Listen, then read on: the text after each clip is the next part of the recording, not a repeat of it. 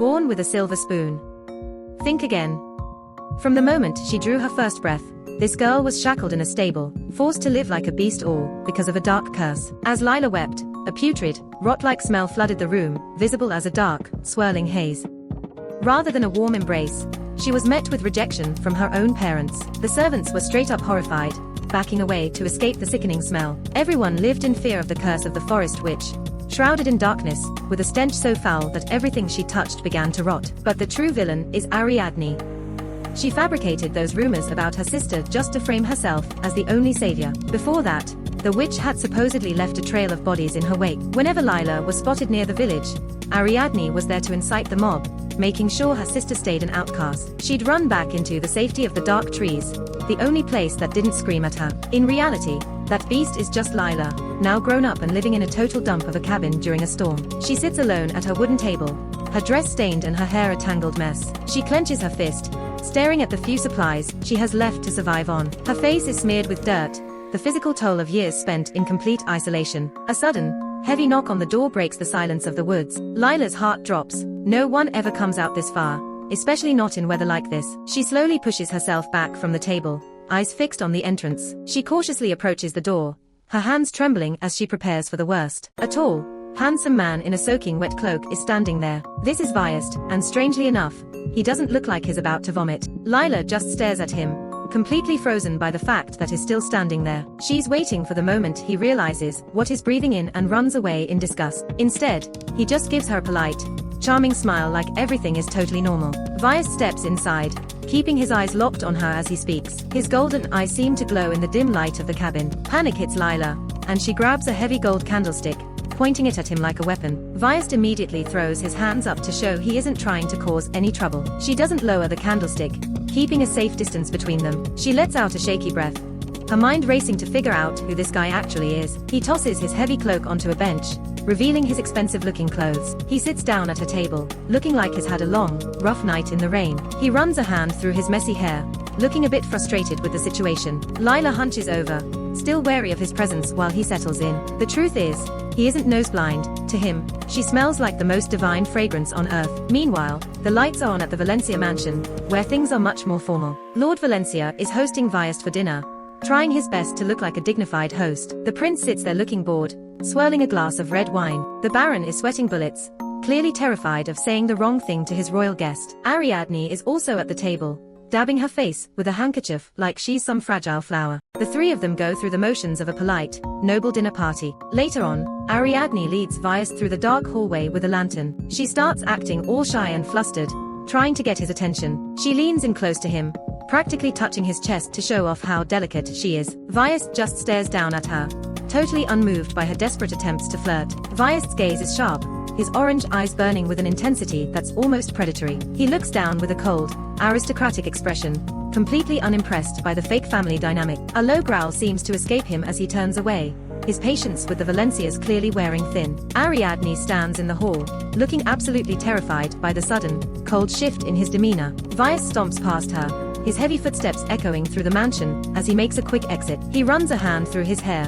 looking stressed out by the suffocating atmosphere of the manor. His mind drifts back to Lyla, who he last saw huddled alone in the corner of her cold cabin. A small smirk plays on his lips as he thinks about her, the only person who hasn't tried to put on an act. Meanwhile, the small log cabin sits quiet under the moonlight, isolated from the rest of the world. Viest returns and places his hand on the rough wooden table, settling back into the small space. He looks over at Lyla with a soft expression, far different from the cold face he showed her family. The young woman just sulks, her face still covered in dirt and her expression full of distrust. He gives her a gentle smile, trying his best to bridge the gap between them. The cabin is cramped and dim, but for some reason, the prince seems perfectly content to stay. A close-up reveals the grime on her cheek, a constant reminder of the life she's been forced to lead. Later, Lyla decides to try and clean herself up, pulling off her tattered outer layer. She steps into a nearby pond, the cold water rippling around her as she wades in. She looks down at her reflection in the water, seeing herself as the witch everyone claims she is. She looks absolutely miserable, the weight of her curse pressing down on her even when she's alone. A couple of crows caw from a branch, watching her every move like bad omens. She quickly covers herself back up with a heavy, dark cloak, hiding from the world again. She begins the long walk toward the village, her heart heavy with dread. As she walks through the streets, People move away and start whispering behind her back. She hopes she can just get to a butcher shop and back before anyone causes a scene. But the butcher starts shouting the moment he realizes who she is, his face contorted in disgust. A rough hand reaches out and shoves her away like she's something subhuman. Lyla loses her footing and slips, landing hard on the dusty ground. She scrambles to her feet and rushes away, the sounds of the village's mockery ringing in her ears. Vyast is right there waiting, having followed her to the edge of the woods. Lyla flinches when she sees him, her body reacting instinctively to his sudden appearance. She looks up at him with tear-filled eyes, her spirit completely broken by the day's events. Vyast leans in close, his gaze focused and surprisingly tender as he watches her. He lets out a sigh, seemingly annoyed that she had to endure all of that alone. Back at the cabin, Lyla is practically shouting, her frustration finally boiling over. Her blue eyes are wide with anger and confusion as she stares at the intruder. Vyast holds out a heavy sack of supplies, showing her that he actually went and got what she needed. He gives her another one of those smug, confident smiles that she just can't understand. He grabs her by the shoulders, pulling her toward him with a firm but gentle grip. Lyla collapses to her knees, the overwhelming stress of the day finally catching up to her. Vyast tries to lighten the mood, looking a bit more casual as he reaches out a hand to help. Lyla just snaps at him, her patience at an absolute zero after everything she's been through. She flinches and turns away, while Vyast just stands there, looking entirely unfazed by her outburst. Vyast reaches out with a confident hand, his golden eyes glowing with a strange, beastly light. He presents her with a bundle of white candles, the very thing she was begging for earlier. With a quick spark, he lights one, the flame casting a warm glow on Lyla's dirt-streaked face. Lyla's breath hitches as she stares at him, her face stained with the remnants of her struggle. She looks at the lit candle, then back at the prince who has completely invaded her lonely world. She abruptly turns her head away, her expression a mix of fear and sheer annoyance at his presence. A small, fresh cut on Lyla's hand catches his eye, the blood a stark red against her pale skin. Vyast catches her wrist before she can pull away, his movements fluid and far too fast for her to react. To her absolute horror, he brings her hand to his lips and begins to lick the blood from the wound. Lyla is frozen in place, her blue eyes wide with a terror she can't even begin to put into words. He looks up at her with a satisfied smile, seemingly unfazed by her obvious shock. He continues to taste the blood, finding it far sweeter than anything he's ever experienced. The sharp, predatory fangs in his mouth are revealed, a clear sign of the beastly power within him. Lyla can barely breathe, the predator's eyes locked onto hers with an unsettling, focused intensity. She is completely trapped in his grip, unable to do anything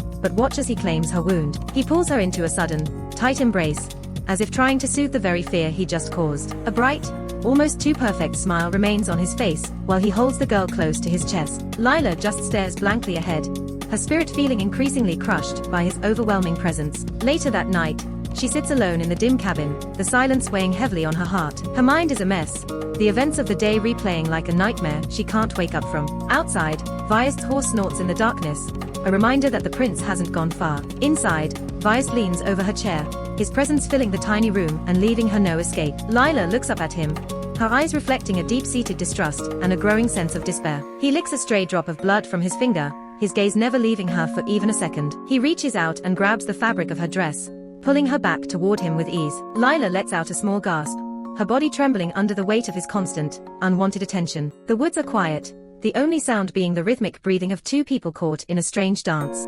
Eventually, he leads her out into a wide field, the night air cool against her skin. They stand in a sea of white daisies, a scene that feels far too beautiful for the situation they are in. Lyla looks around in wonder, her breath catching at the unexpected beauty of the moonlit flowers. She sinks onto the ground, tentatively reaching out to touch the soft petals of the daisies. Vyast watches her with a closed-eyed smile, looking more at peace than he ever did in the palace. He reaches for her hand again, his touch a constant, inescapable tether that she can't break. Lila's eyes well up with tears, as she feels a flicker of something other than fear for the first time. The red jewel at his throat catches the light, a symbol of the highborn world he belongs to. In the distance, the grand castle of the empire stands tall, a world away from this quiet field. But the moment of peace is short-lived as Lyla finds herself back in the woods, huffing with effort. She pulls at a thin wire she set up as a trap, her hands dirty and her brow furrowed in concentration. Suddenly, she loses her balance and falls back onto the grass with a muffled plop. She looks up, her face a mask of determination, as she refuses to give up her independence.